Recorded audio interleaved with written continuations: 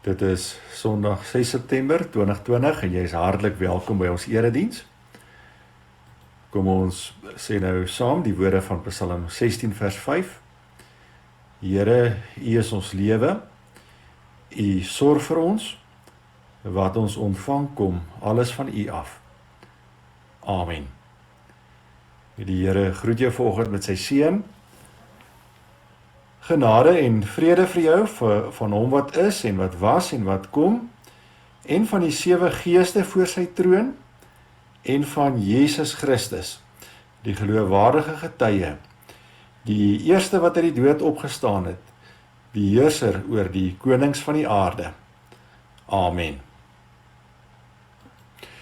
Kom ons prys die Here vir sy goedheid, met die woorde van Lied 200, vers 1 tot 3.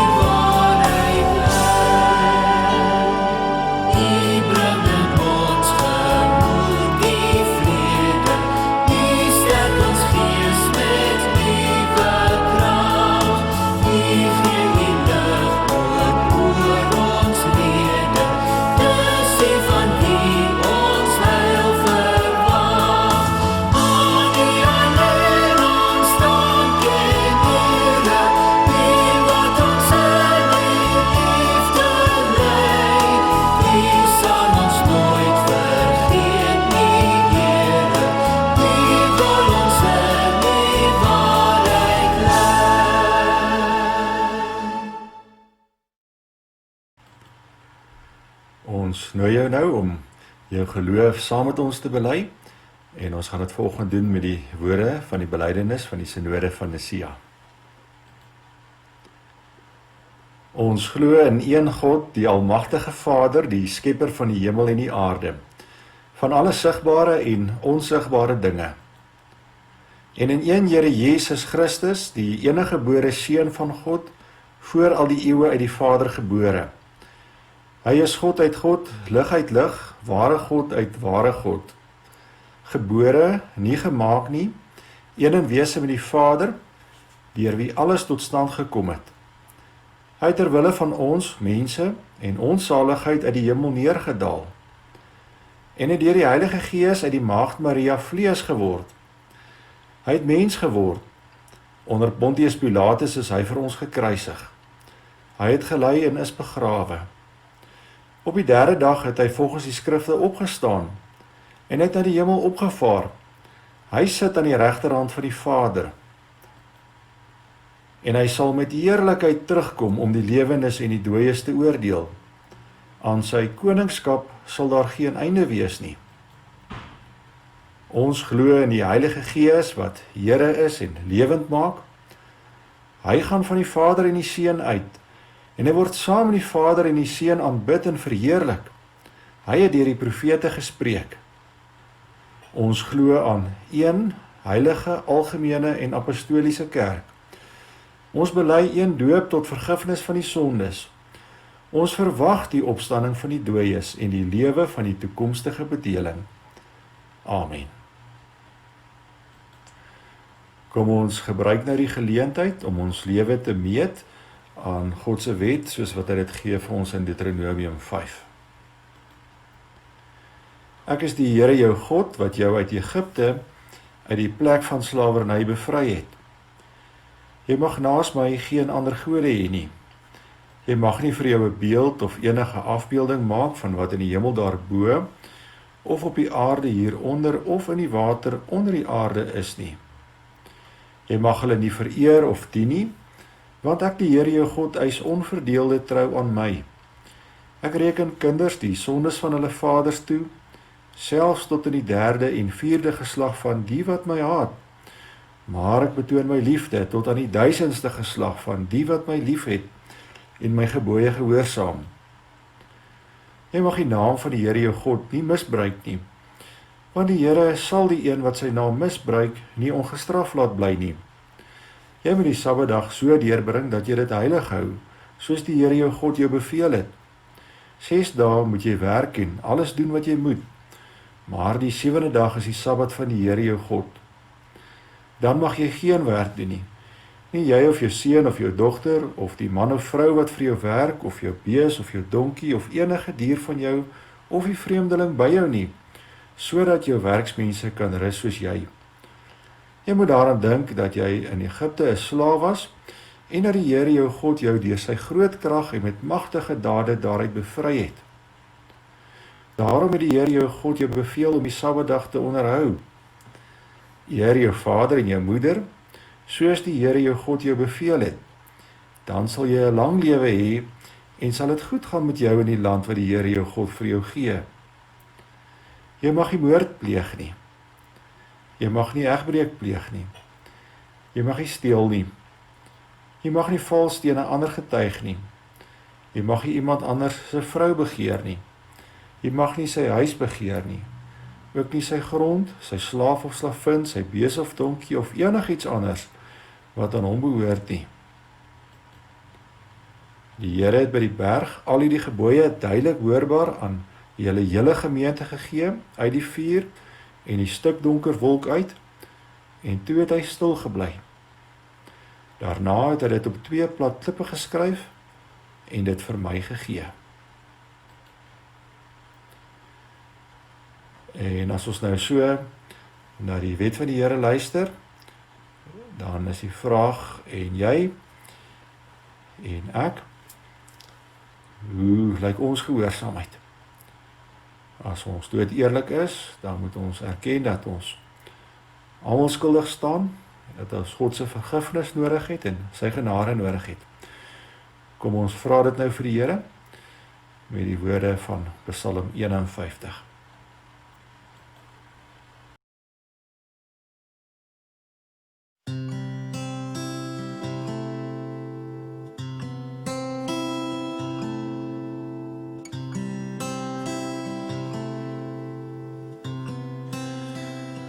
Wees my genadig, o God in troue liefde. Wis my oortredings uit in u genade. Was my skoon, was my skoon. Teen u alleen het ek gesondig, Vader. Ek het gedoen wat verkeerd is in u oë. Kom was my skoon, was my skoon. Want u verwag opregtheid in 'n mens se hart. Laat ek hier binne weet hoe u wil hê dat ek moet leef.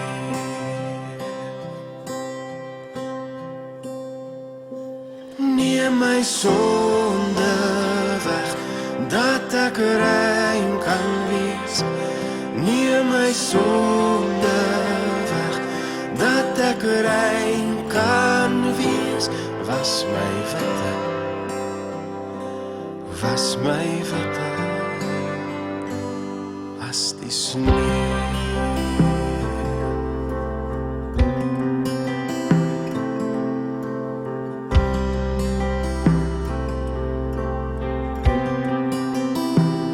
Laat my die vreugde van u verlossing ken. Ek wil u weer met alles dien. Kom was my skoon, was my skoon. U sal my ootmoed nooit gering ag nie. As ek berouwvol voor u staan, kom was my skoon, was my skoon. Want u verwag opregtheid in 'n mens se hart. Laat ek hier binne weet hoe u wil hê dat ek moet leef.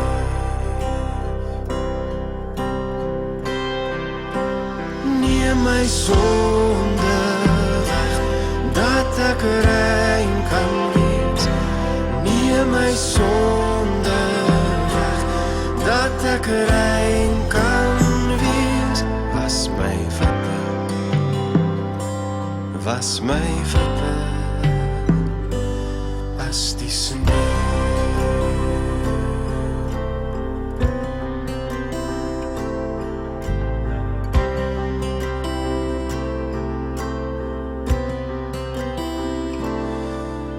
Skep in my 'n rein hart, o God, maak my gees weer nuut, laat my stewig staan. Skep in my 'n rein hart, o God, maak my gees weer nuut, laat my stewig staan. Skep in my 'n rein hart, o God, maak my gees weer nuut, laat my stewig staan. Want u verwag opregtheid in 'n mens se hart. Laat ek hier binne weet hoe u wil hê dat ek moet leef.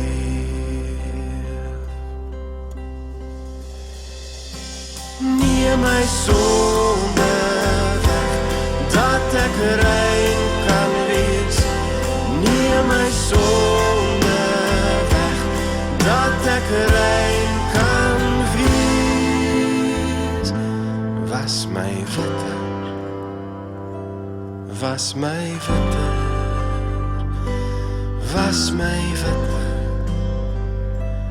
was my voete, as die sneeu.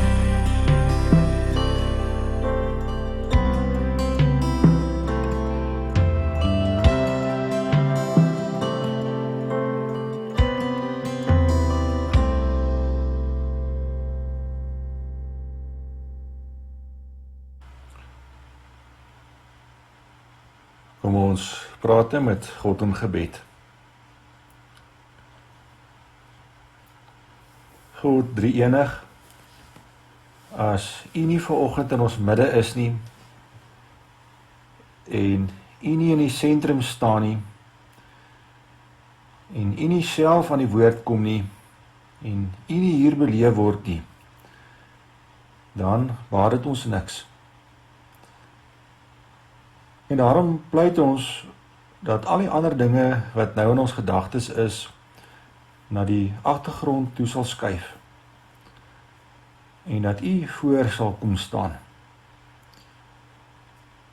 Ons wil net op u fokus. U moet in die sentrum wees.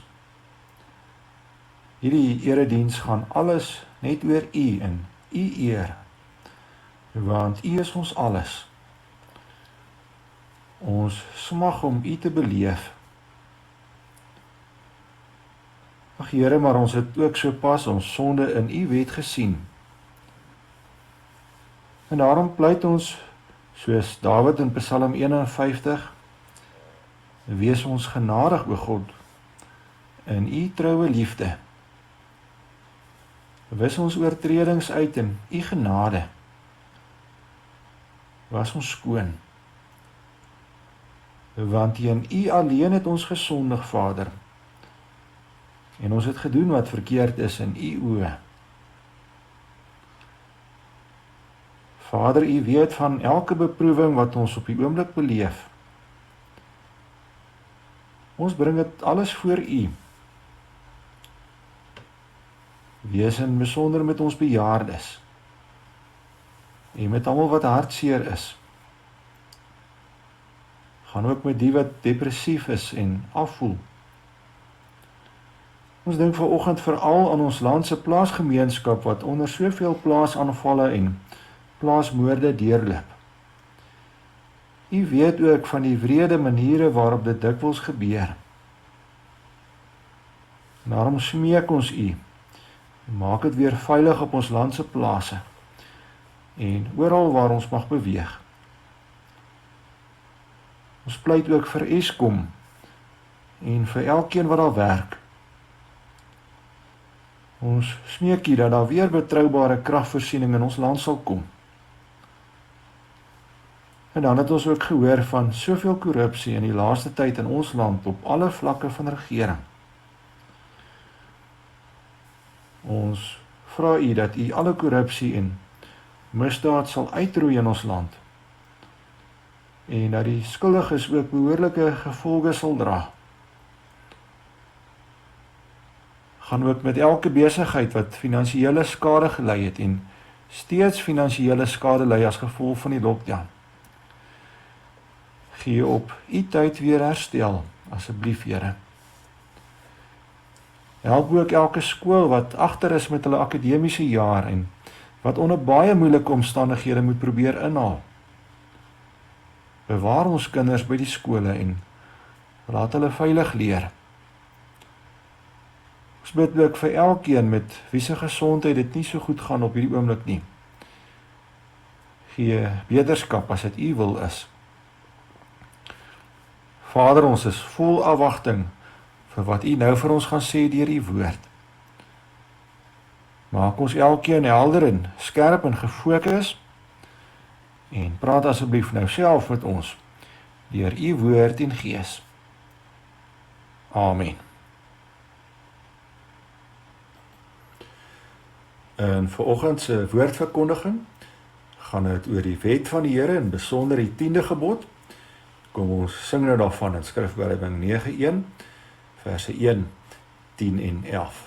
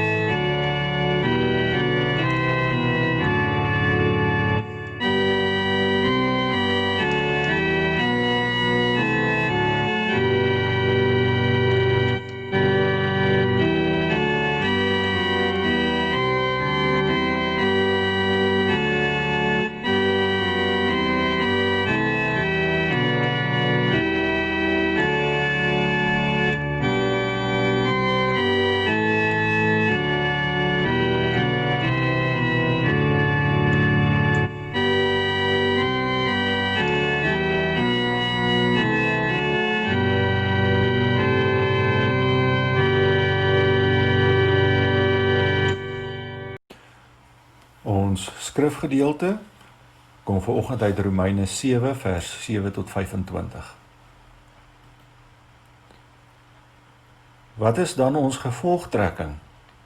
Dat die wet van Moses sonde is? Beslis nie. Inteendeel, ek sou nie geweet het wat sonde is nie, as dit nie deur die wet was nie. Ek sou byvoorbeeld nie geweet het dat dit sonde is om te begeer nie, as die wet nie gesê het, jy mag nie begeer nie. Maar deur hierdie gebod het die sonde 'n vasdra plek gekry en elke soort begeerte in my aan die gang gesit. Want sonder die wet is die sonde dood. Voorheen, toe die wet nie daar was nie, het ek gelewe, maar toe die gebod gekom het die sonde begin lewe, en ek het gesterwe. Dit het gebleik dat die gebod, wat bedoel was om vir my die lewe te bring, vir my die dood beteken. Die sonde wat deur die gebod 'n vasdra plek gekry het my deur die gebod mislei en my doodgemaak. Die wet is dus heilig, en sy voorskrifte is heilig en reg en goed. Beteken dit dat iets wat goed is, vir my die dood gebring het? Beslis nie. Inteendeel, die sonde het vir my die dood gebring. Dit het die sonde gedoen deur iets wat goed is, sodat die sonde in sy ware aard as sonde bekend sou word, en dit deur die gebod sou blyk hoe skrikwekkend die sonde werklik is. Ons weet tog, die wet is geestelik, maar ek is aards en soos 'n slaaf aan die sonde verkoop. Ek begryp self nie wat ek doen nie, want wat ek wil doen, dit doen ek nie, maar wat ek haat, juist dit doen ek. Dat ek nie wil doen wat ek doen nie, beteken dat ek toegee dat die wet goed is. Maar nou is dit nie meer ek wat dit doen nie, maar die sonde wat in my woon. Ek weet immers dat die goeie nie in my woon nie in my sondige aard nie.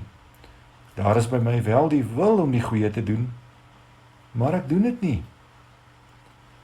Die goeie wat ek wil doen, doen ek nie, maar die slegte wat ek nie wil doen nie, dit doen ek. En as ek nou doen wat ek nie wil doen nie, dan is dit nie meer ek wat dit doen nie, maar die sonde wat in my woon. So vind ek dan hierdie wet in my. Ek wil die goeie doen, maar al wat ek doen is die slegte.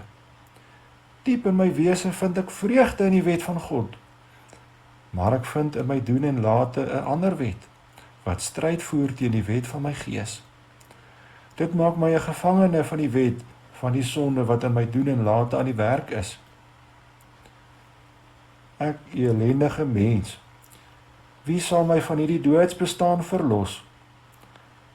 Aan God die dank, hy doen dit deur Jesus Christus ons Here.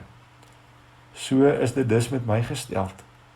Met my gees dien ek die wet van God, maar in my doen en late die wet van die sonde. Ons fokus vanoggend op dit wat ons bely in Heidelbergse Katekismes, Sondag 44. Die vraag is, wat eis die 10de gebod van ons? Dan bely ons selfs die geringste begeerte of gedagte teen enige gebod van God mag nooit in ons hart opkom nie. Ons moet altyd en heelhartig vyande van alle sonde wees en 'n begeerte tot alle geregtigheid hê. Volgende vraag, maar kan die wat tot God bekeer is, hierdie gebooie volmaak gehoorsaam? Dan antwoord ons, nee, want selfs die allerheiligstes het, solank hulle in hierdie lewe is, nog maar 'n geringe begin van hierdie gehoorsaamheid, maar tog so, dat hulle met 'n ernstige voorneme begin, om nie alleen volgens sommige nie, maar volgens al die gebooie van God te lewe. Volgende vraag, waarom laat God die 10 gebooie dan so streng aan ons voorhou, as niemand dit tog in hierdie lewe kan onderhou nie? En dan bely ons ten eerste, sodat ons gedurende ons hele lewe, ons sondige natuur hoe langer hoe beter kan leer ken. En met groter verlange na die vergewing van sondes en na die geregtigheid in Christus kan soek. Ten tweede, moet ons sonder ophou beywer en God om die genade van die Heilige Gees bid, sodat ons altyd meer en meer na die ewebeeld van God vernuwe mag word, totdat ons naai die lewe die volmaaktheid as doel bereik. Ons tema vir oggend, die 10de gebod en 'n terugblik op die wet. Soos julle weet, staan ons elke nou en dan stil by dit wat ons bely in die Heidelbergse Katekismes. En vanoggend gaan ons fokus op dit wat ons bely in Sondag 44 van die Heidelbergse Katekismes oor die 10de gebod, naamlik jy mag nie begeer nie. En ons sal sien dat ons verder in Sondag 44 weer so terugblik neem op die hele wet wat ons in die laaste klompie katekismespreke behandel het. Kom ons gaan kyk, dis in die eerste plek, na wat eis die 10de gebod van ons. En op hierdie vraag bely ons, selfs die geringste begeerte of gedagte teen enige gebod van God mag nooit in ons hart opkom nie. Ons moet altyd en heelhartig vyande van alle sonde wees en 'n begeerte tot alle geregtigheid hê.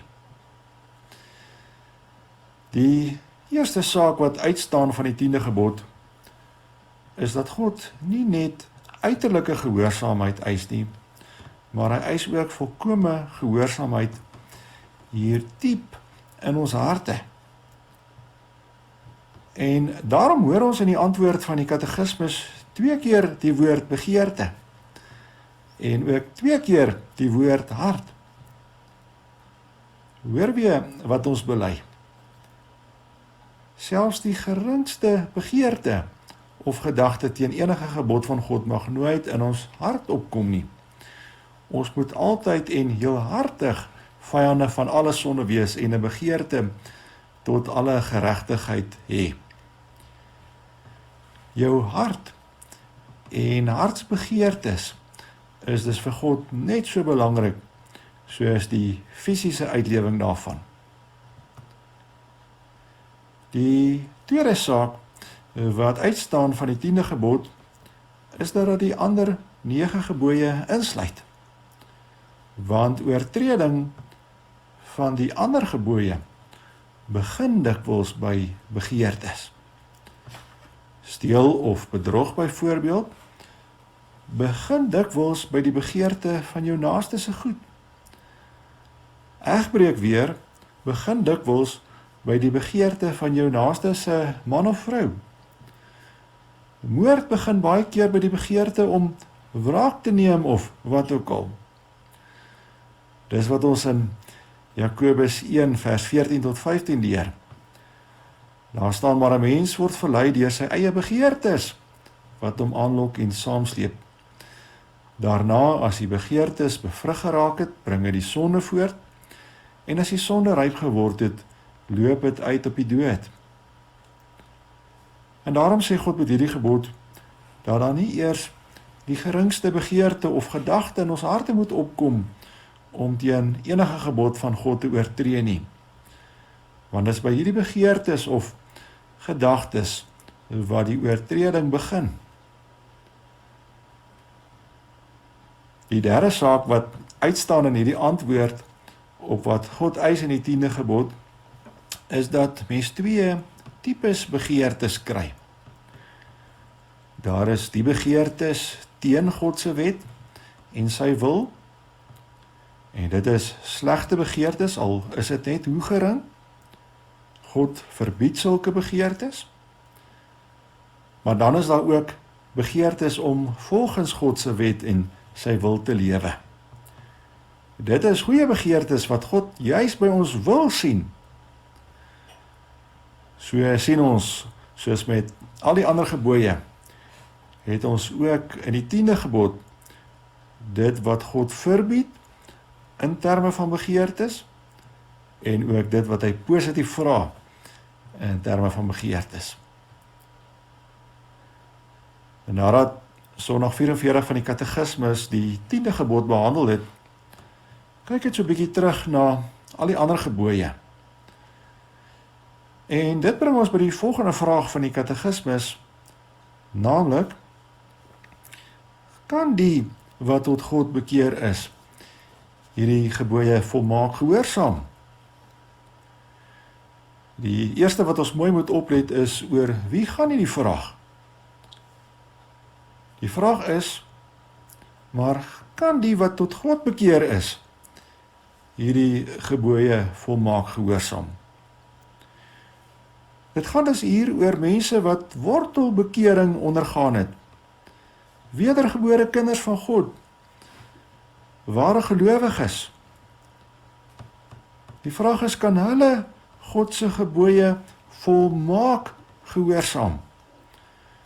Soos wat Jesus ons in Matteus 5 vers 48 beveel, as hy sê, wees julle dan volmaak, soos julle hemelse Vader volmaak is. Kan wedergebore kinders van God in hierdie lewe so volmaak word, so 100% gehoorsaam aan God se wet? Weet jy, daar's mense wat dit leer. Maar wat leer die skrif ons? Die skrif leer ons dat ware gelowiges, selfs die allerheiligstes, met ander woorde, die wat die verste gevorder het in hulle heiligmaking, steeds sonde doen.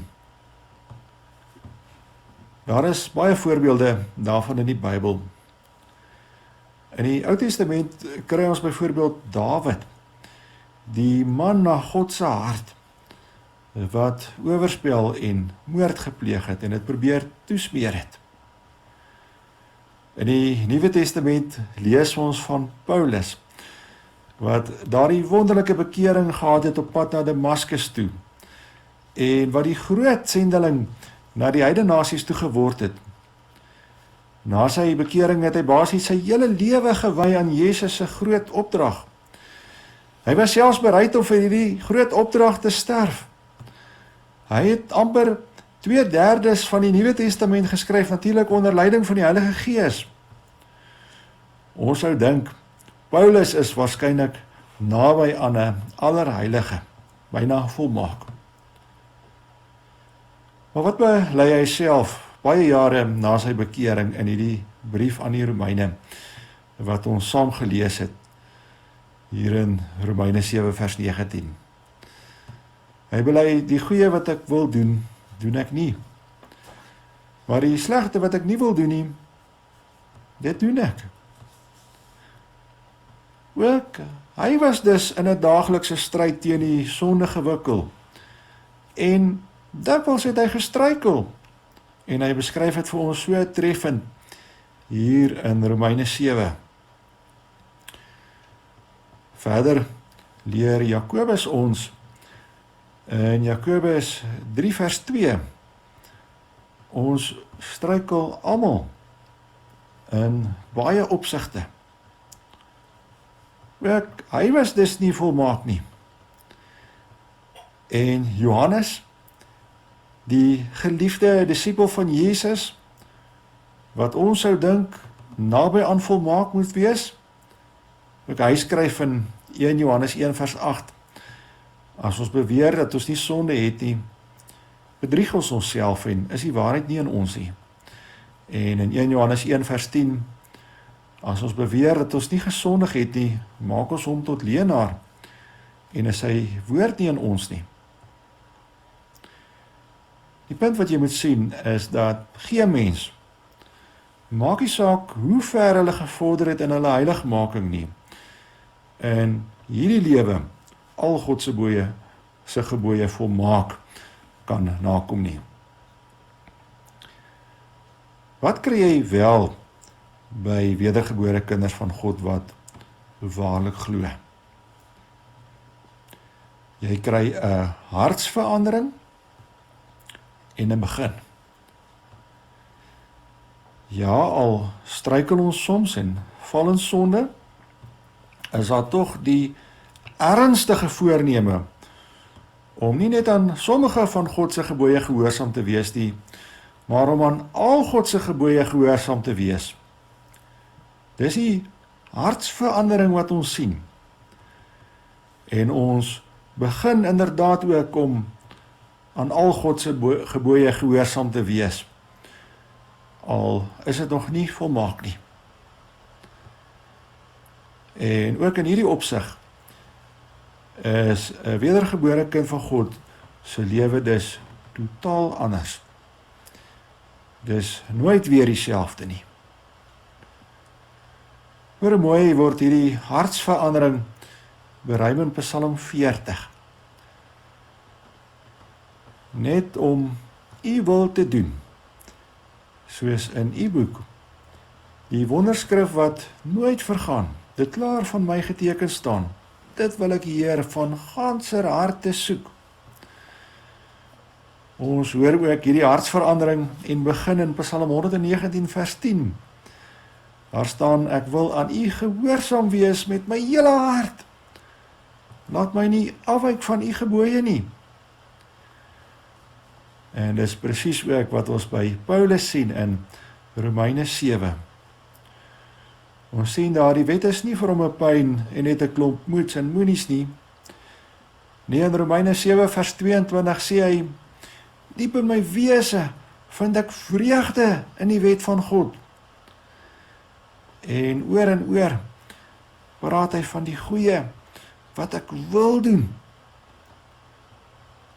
Dit is die duidelike hartsverandering en begin van gehoorsaamheid wat jy by wedergebore kinders van God sien. En nou, as nie eers Dawid of Paulus of Jakobus of Johannes die wet volmaak ongehoorsaam nie, laat staan nog myself. Waarom laat God dan die wet so streng aan ons voorhou? Die vraag gaan eintlik oor die doel van die wet. Met ander woorde, wat wil God steeds met die wet in ons lewe bereik? En nou sal ons sien dat God hoofsaaklik 3 doelwitte met die wet in ons lewe wil bereik. Die eerste doel van die wet is om vir jou 'n deeglike kennis van jou sonde en ellende te gee. En ons sien dit baie mooi hier in Romeine 7. In Romeine 7 vers 7 lees ons, ek sou nie geweet het wat sonde is nie, as dit nie deur die wet was nie. Ek sou byvoorbeeld nie geweet het dat dit sonde is om te begeer nie, as die wet nie gesê het, jy mag nie begeer nie. In Romeine 7 vers 13 lees ons ook dat dit deur die gebod blyk hoe skrikwekkend die sonde werklik is. En dis juist deur hierdie selfde wet dat Paulus tot die besef kom in Romeine 7 vers 19, die goeie wat ek wil doen, doen ek nie, maar die slegte wat ek nie wil doen nie, dit doen ek. Die wet wys jou dus nie net wat in jou lewe sonde is nie, en hoe skrikwekkend jou sonde werklik is nie, maar dit wys jou ook nog dat jy voortdurend geneig is tot sonde. Die wet dat ons sondige aard of ons sondige natuur soos 'n lelike pitsweer uitstaan. En as jy nou nog verder deur jou gebrekkige pogings om die wet na te kom besef, maar jy kan glad nie jouself verlos nie, dan kom jy ook deur dieselfde wet diep onder die besef van jou ellendige situasie waarin jy verkeer. Jy kom deur die wet uiteindelik by die punt waar Paulus kom in vers 24, as hy sê, ek ellendige mens, wie sal my van hierdie doodsbestaan verlos? Dis dan die eerste doel van die wet. Dit gee vir jou so 'n deeglike kennis van jou sonde en ook jou ellende. Maar gelukkig is dit nie aldoel wat God met sy wet het nie. As jy by hierdie punt gekom het, dat jy besef hoe sondig jy is en hoe ellendig jou situasie is, dan is jy eers by 1/3 van waar God jou wil hê. En ons moenie by hierdie punt bly vassteek nie, want dan sal jy 'n siniese mens word, en jy sal versink in die put van swartgalligheid en depressie. En dit bring ons by die tweede doel van die wet, naamlik die wet laat jou ook vasgryp aan jou verlossing. Dit is presies wat Paulus doen, net nadat hy in vers 24 bely het, ek elendige mens, wie sal my van hierdie doodsbestaan verlos? Dan roep hy in die volgende vers uit, vers 25, aan God die dank, hy doen dit deur Jesus Christus ons Here. En so wil God ook nie hê, jy moet bly vassteek by jou sonde en ellende nie. Nee, God bring jou op daardie punt van sonde en ellende besef, net om jou gereed te maak vir die evangelie. En dat jy werklik sal besef hoe goed is die nuus van die evangelie, en dat jy dit met oop arms sal omhels en jou eie sal maak. En as jy op daardie punt is, dan moet jy verder gaan soos Paulus, en die goeie nuus van verlossing deur Jesus omhels, en dit ook uitroep en beleef, soos wat Paulus hier doen. Dit is die tweede doel van die wet. Daar is ook nog 'n derde doel, wat God met sy wet het. En dit is, dat die wet ons wys, hoe ons altyd meer en meer na die ewebeeld van God vernuwe kan word. Ons het nou al reeds gesien dat wedergebore kinders van God reeds in hierdie lewe 'n begin maak om al God se gebooie te gehoorsaam, al is dit nog nie volmaak nie. Die wet wys ons hoe ons hierdie begin kan maak, hoe ons kan verander. Want as ek regtig die goeie nuus van die evangelie verstaan, dan wil ek uit dankbaarheid verander.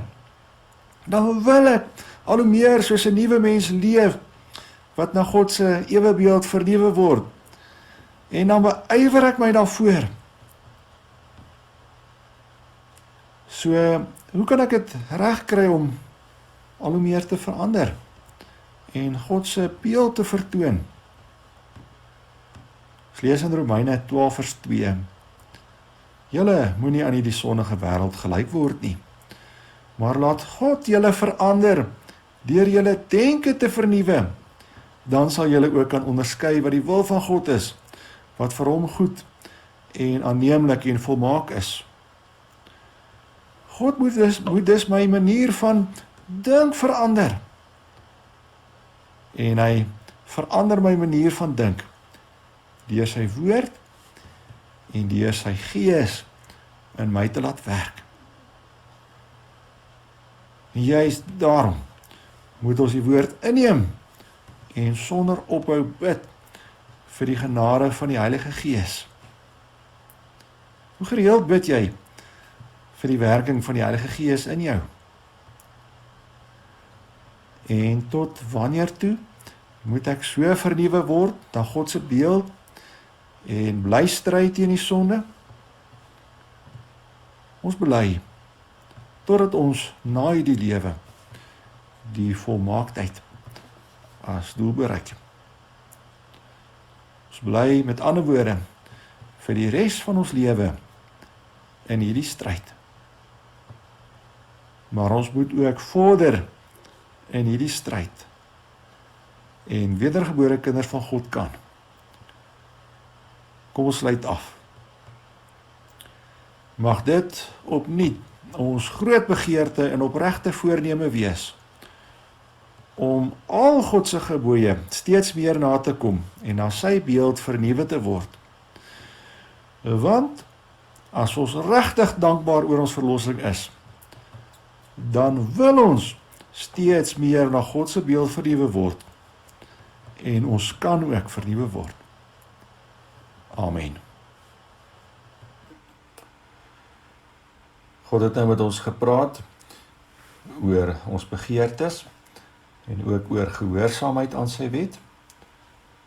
Kom ons antwoord hom nou met ons gebed. Vader, ons bely vanoggend voor U dat ons nie net U gebooie baie keer fisies oortree het nie, maar dat ons dit soms ook oorweeg het, dit wou doen, al het ons dit nie gedoen nie. Ons het vanoggend weer gesien dat U selfs dit verbied. Vergewe ons. Geef vir ons steeds meer die begeerte om aan al U gebooie gehoorsaam te wees. Verander ons harte radikaal. En laat ons ernstige voornemens om te verander nie net by voornemens bly nie. U het vir ons kom wys dat ware gelowiges inderdaad 'n begin kan maak om volgens al U gebooie te leef. Al is dit nog ver van volmaak. Dankie vir U wonderlike wet. Diep in ons wese vind ons ook vreugde in U wet.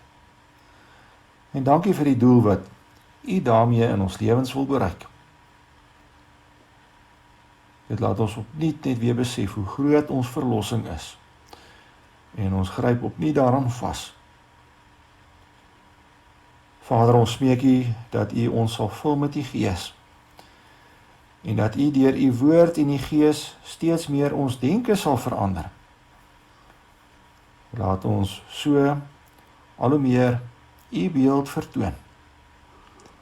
Ons bid dit in Jesus se naam. Amen.